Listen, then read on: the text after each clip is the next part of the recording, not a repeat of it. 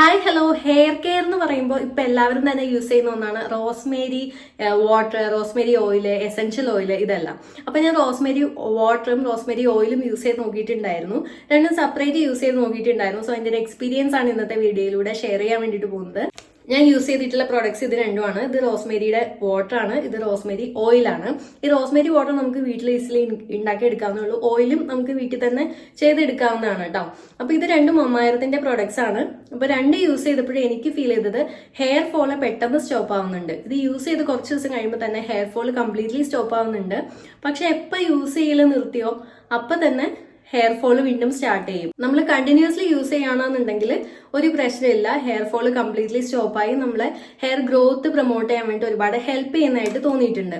പിന്നെ ഈ hair water, Rosemary water ഞാൻ യൂസ് ചെയ്യുന്നത് രാവിലെ തല നനച്ച ശേഷം ഹെയർ ഡ്രൈ ആയിട്ടുള്ള ശേഷം സ്കാൽപ്പിൽ അപ്ലൈ ചെയ്യാറുണ്ട്. അതുപോലെ രാത്രി കിടക്കുന്നതിന് മുന്നേ അപ്ലൈ ചെയ്യാറുണ്ട്.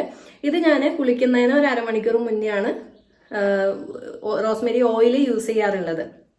അപ്പോൾ ഹെയർ ഫോളിനെ നല്ല പോലെ സ്റ്റോപ്പ് ചെയ്യുകയും ചെയ്യും, ഹെയർ ഗ്രോത്തിനെ നന്നായിട്ട് രണ്ട് പ്രൊഡക്ട്സും സ്റ്റോപ്പ് ചെയ്യുകയും ചെയ്യും. ഹെയർ ഫോളിനെ കൂടുതൽ കൺട്രോൾ ചെയ്യുന്നത് റോസ്മേരി വാട്ടർ ആയിട്ടാണ് എനിക്ക് തോന്നിയിട്ടുള്ളത്. കാരണം ഞാൻ റോസ്മേരി വാട്ടർ തന്നെയായിട്ടും റോസ്മേരി ഓയിൽ തന്നെയായിട്ടും കുറച്ച് നാൾ അങ്ങനെ യൂസ് ചെയ്ത് നോക്കിയിട്ടുണ്ടായിരുന്നു സെപ്പറേറ്റ് ആയിട്ട്.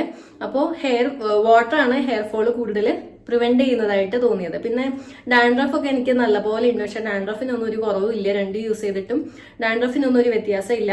പിന്നെ ഹെയറിന്റെ ഫ്രിസിനെസ്സിനെ ഒരു പരിധി വരെ കൺട്രോൾ ചെയ്യുന്നുണ്ട്.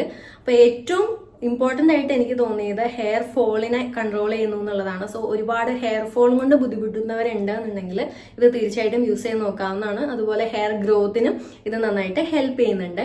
പിന്നെ ഇതിന്റെ ഈ രണ്ട് പ്രോഡക്ട്സിന്റെ ലിങ്ക് ഞാൻ ഡിസ്ക്രിപ്ഷനിൽ വേണമെങ്കിൽ കൊടുത്തേക്കാം. ഓക്കെ, അപ്പൊ അത്രയേ ഉള്ളൂ ഇന്നത്തെ വീഡിയോ. അപ്പൊ എല്ലാവർക്കും ഇന്നത്തെ വീഡിയോ ഇഷ്ടമായി, യൂസ്ഫുൾ ആയെന്ന് വിചാരിക്കണം. വീഡിയോ ഇഷ്ടമായെങ്കിൽ എന്തായാലും ലൈക്ക് ചെയ്യുക. ഫ്രണ്ട്സ്, ഫാമിലി, റിലേറ്റീവ്സ്, നെയ്ബേഴ്സ് എല്ലാവർക്കും വീഡിയോ ഷെയർ ചെയ്ത് കൊടുക്കുക. നെക്സ്റ്റ് വീഡിയോയിൽ കാണാം. ബൈ.